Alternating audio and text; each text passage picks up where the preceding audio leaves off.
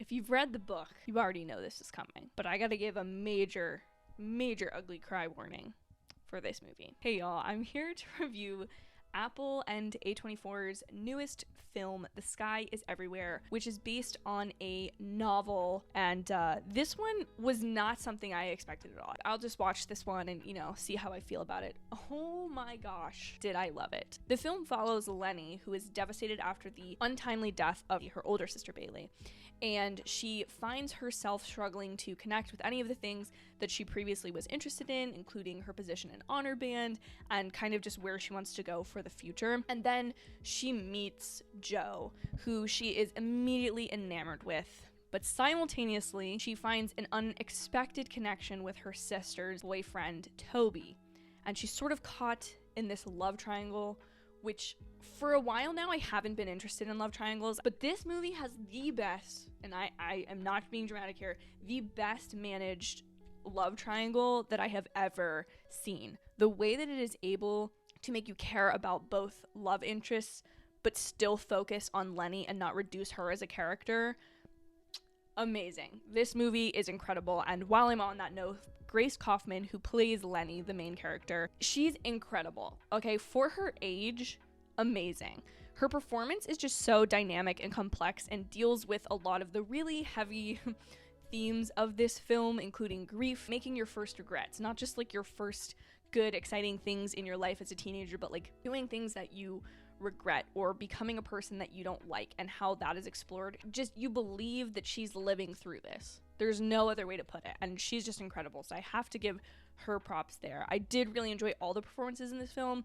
Hers is by and far the best, though. My HSM TMTS fans, you're gonna love this one. My Wes Anderson fans, you're gonna love this one. My La La Land fans, you're gonna love this one. And fans of Dickinson, y'all are gonna like this one too. Just imagine, for this movie, all of those categories were blended up, and then those met your film camera or your disposable camera. That is like the aesthetic and the tone of this movie, and then sprinkle like a really heavy layer of grief onto this movie and just coming of age. This, I hate saying things dramatic like this in my reviews because I'm like, it's not going to age well. Booksmart is probably my favorite coming of age movie ever. This one, definitely a second, because of how it manages that comedic tone of a typical coming of age movie with the immense grief that is tied to this movie. The movie, I think, needs to be applauded, and I'm sure the book is applauded for the same thing, of its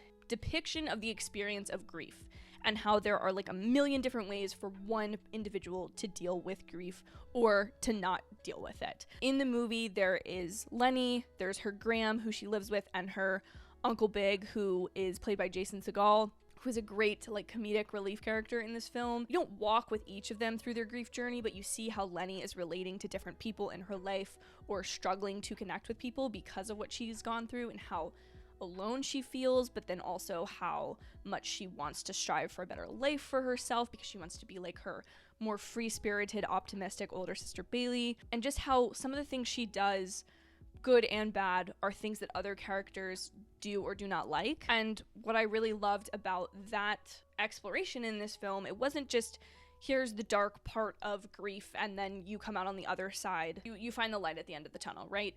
This film explores the day-to-day, minute-to-minute, hour-to-hour headspace of a teenager going through this thing. She admits very early in the film that there's one thing that she feels ashamed of after her sister's passing, because the only thing she can focus on is boys, and it's something that it's like there are so many unexpected parts of grief and so many ways that one moment you're going to be happy and then literally a minute later you will be sobbing and in tears, and it's an ugly process, and people don't like how you handle grief versus how they're handling it, which you see a bunch of different characters in the film processing the same event very differently. It does have the uplifting positive message you would expect from a coming of age film without spoiling anything, but I feel like this film did it in such a way that was just so different than ways I've seen grief portrayed in other films. It really tried to make things funny and interesting and like balanced on that line between joy and grief so well. I think the other part of this film was that it, even though it was a film,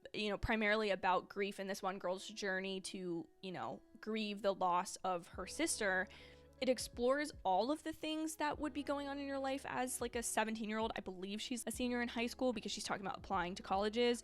So you have that, you have your first heartbreaks, your first loves, her band that she's trying to decide if she wants to be in, her relationship with her parents, or in this case, her uncle and her grandmother. I like movies that have so much detail to them that make the characters feel more than two-dimensional, because I think it's really easy to just write like, oh, girl going through grief. But this felt like an authentic portrayal of what that would be like, and I cannot vouch necessarily for that's exactly how I felt, but there are parts of this film that I think reflect my own high school experience, minus the grief part, but I could see the way all of these elements are weaved together to create a character that feels like a real person. And I've repeated that before in a couple different reviews I've done recently, so I feel like a broken record, but I genuinely do mean it in this film. They do it in a really beautiful way, and I really just like the character of Lenny, even though the film really pushes her likability or how you're supposed to feel about her as an audience member. The last note I guess I have for this is, as much as it's